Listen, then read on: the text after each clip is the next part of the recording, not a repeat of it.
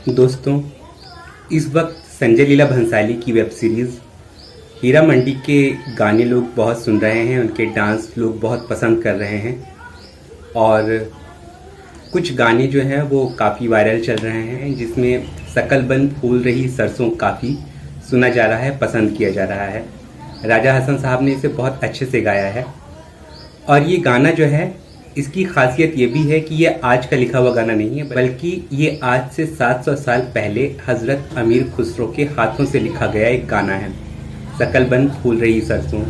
इसके पीछे क्या कहानी है वो तो आप कई YouTube चैनलों पर देख ही चुके होंगे, लेकिन मैं ये सोच रहा हूँ कि वाह भाई, 700 साल पहले के ज़माने की ज़बान आज भी समझी जाती है। 700 साल पहले भी जिस तरह आज हम लोग बोलते हैं, थोड़ी बहुत उसी तरह से बोली जाती थी।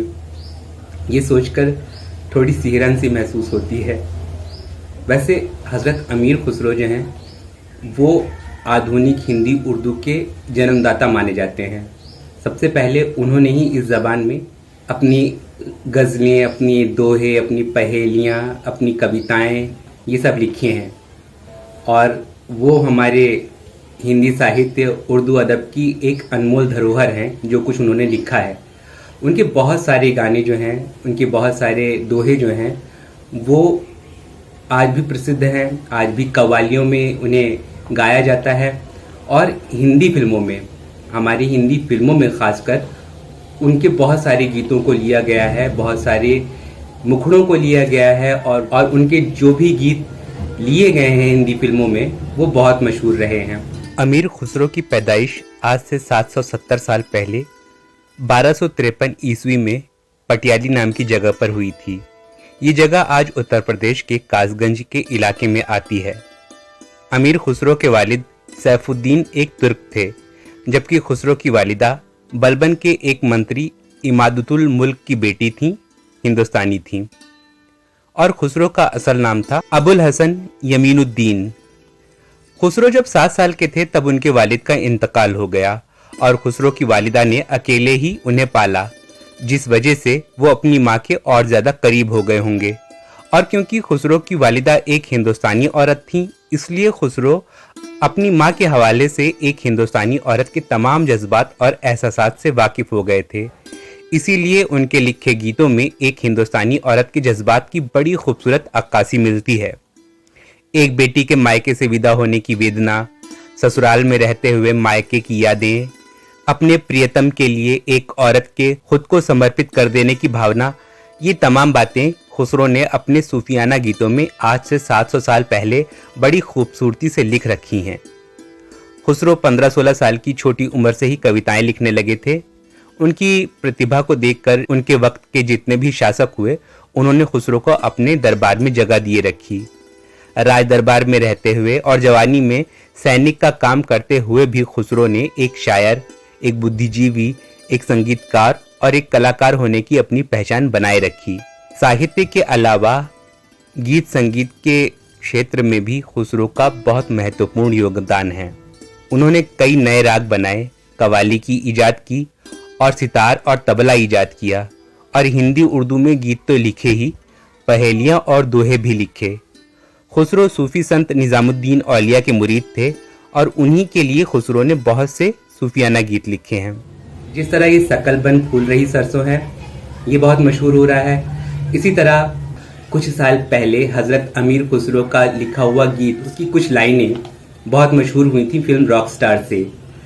कागा सब तन खाइयो, चुन चुन खाइयो मांस, दो नैना मत खाइयो, मोहे पिया मिलन की आस।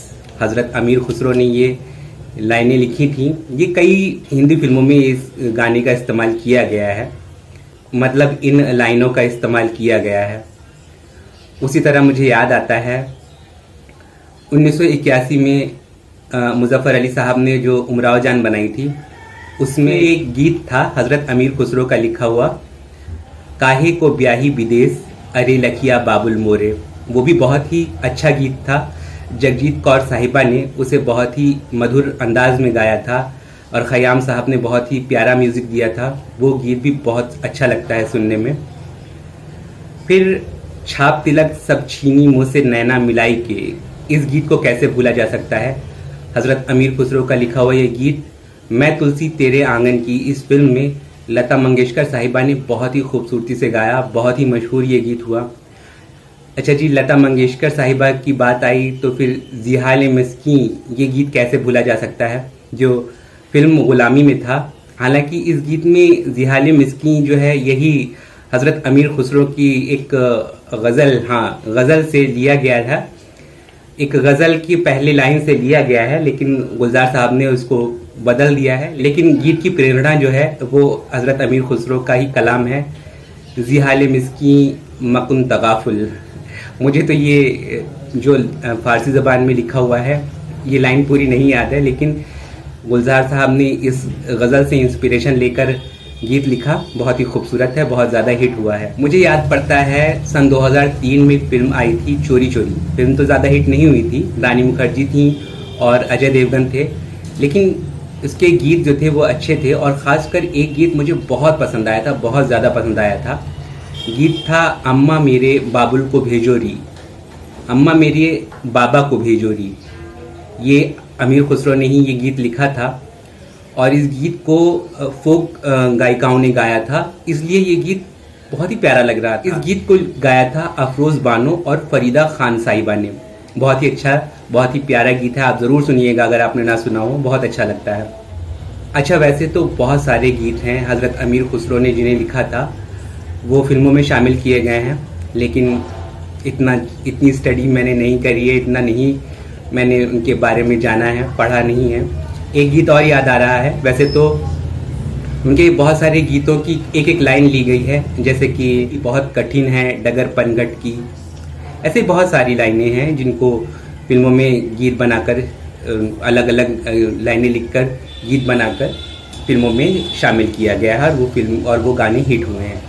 एक गीत और है हज़रत अमीर खुसरो का लिखा हुआ, फिल्म 1954 में आई शबाब, और उसमें लता मंगेशकर साहिबा ने गाया था जो मैं जानती बिसरत हैं सैयाँ घुंघटा में आग लगा देती। ये गीत भी बहुत प्यारा है, हज़रत अमीर खुसरो ने लिखा है और ये भी बहुत अच्छा चला था।